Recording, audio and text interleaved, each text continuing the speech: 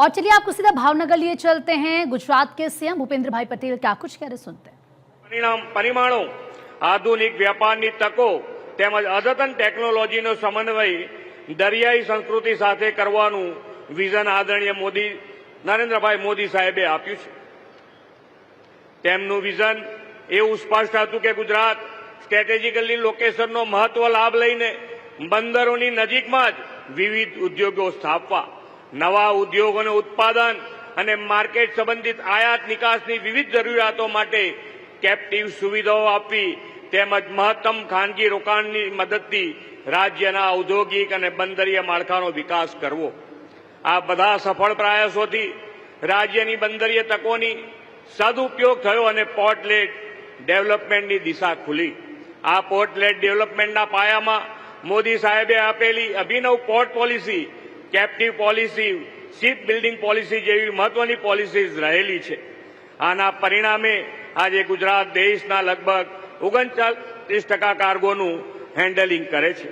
દેશમાં સૌથી લાંબા દરિયા કિનારા ધરાવતા આપણા ગુજરાતમાં દરિયાઈ સુરક્ષા સુદૃઢ કરવાની સાથે શિપ બિલ્ડિંગ, શિપ રિસાયકલિંગનો વડાપ્રધાનશ્રીનો વિચાર પણ તેમના દિશાદર્શનમાં સાકાર થયો છે। ગુજરાતમાં બંદર આધારિત ઉદ્યોગ અને ઉદ્યોગ આધારિત બંદર બે કોન્સેપ્ટનો સંગમ વડાપ્રધાનશ્રીની દિગ્દર્શિથી થયો છે। સૌ પ્રથમ એલએનજી ટર્મિનલ તથા કન્ટેનર ટર્મિનલ કાર્યરત થયા છે। પીએમ ગતિશક્તિથી બંદરોને પૂરક રોડ, રેલ, લોજિસ્ટિક કનેક્ટિવિટી મળી છે। શ્રી મોદી સાહેબે મત્સ્યપાલકોના હિતમાં પણ અનેક પગલાં ભર્યા છે। વડાપ્રધાનશ્રી હંમેશા પર્યાવરણના રક્ષણ સાથે સંતુલિત વિકાસની નેમ સાથે ચાલે છે। તેમણે બિન પરંપરાગત સ્ત્રોતથી ઉર્જા, સોલાર, વિન્ડ, હાઇબ્રિડ એનર્જીના ઉપયોગને પ્રાધાન્ય આપ્યું છે।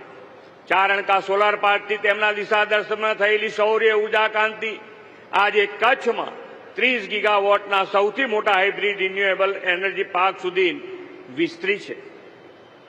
દેશની કુલ રિન્યુએબલ એનર્જીના 60%થી વધુ એટલે કે 39.27 ગીગાવોટ એનર્જી એકલું ગુજરાત આપે છે। પવન ઉર્જા અને રૂફટોપ સોલરમાં દેશમાં ગુજરાત પહેલા નંબરે છે। ખેડૂતોને ઉર્જા સુરક્ષા સાથે ગ્રીન એનર્જી પીએમ કુસુમ યોજના 2 લાખ કૃષિ વીજ ગ્રાહકોને આવરી લેવાયા છે।